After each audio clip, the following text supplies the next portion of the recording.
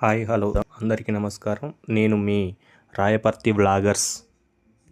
ఈరోజు టాపిక్ ఏంటంటే ముత్యాలమ్మ మారమ్మ బోనాలు చూద్దాం రండి.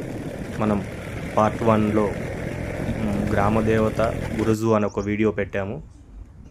ఈ వీడియో పార్ట్ 2. కొత్తగా చూస్తున్న వారైతే ఈ మహావృక్షం ఎక్కడ లేదండి, అతిపెద్ద వృక్షం. మా రాయపర్తి మారమ్మ తల్లి దగ్గరలో ఉంది. ఈ కనిపిస్తున్నదే ఇక్కడ నాగదేవత పుట్టయితే కనిపిస్తుంది కదా. పసుపు కుంకుమ వేస్తారు. కొంచెం ముందుకు రాగానే ఇక్కడ బోరింగ్ అయితే ఉంది. ఇక్కడి నుంచి అయితే ఎదురుగా కనిపిస్తుంది కదా మనకు ద్వారము. మనం వీడియో తీస్తుండగా అమ్మవారి కరుణించి ఒక పువ్వు అయితే మనకిచ్చింది.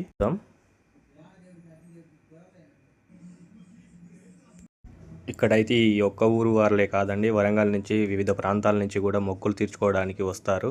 వీరిని అడిగి తెలుసుకుందాం రండి. ఎక్కడి నుంచి వచ్చిలామా? వరంగల్. ఎప్పటి నుంచి వస్తున్నారు? అవునా? ఏమన్నా మొక్కులు ఉండేనా? మంచిగా జరుగుతాయి అంతేనా? అంతేనా? పిల్లలు అయితే అనుకున్న వాళ్ళే.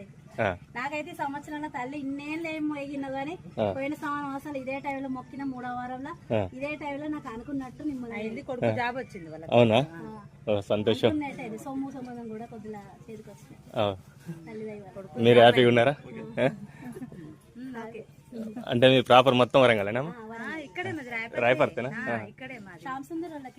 అవునా? అవునా? మీ ఎప్పుడు మా రాయపర్తే. ఓకే, కొంచెం చాలా బాగుంది. ఒక ఫోటో తీసుకుంటా. కట్నం పెట్టాలి మరి.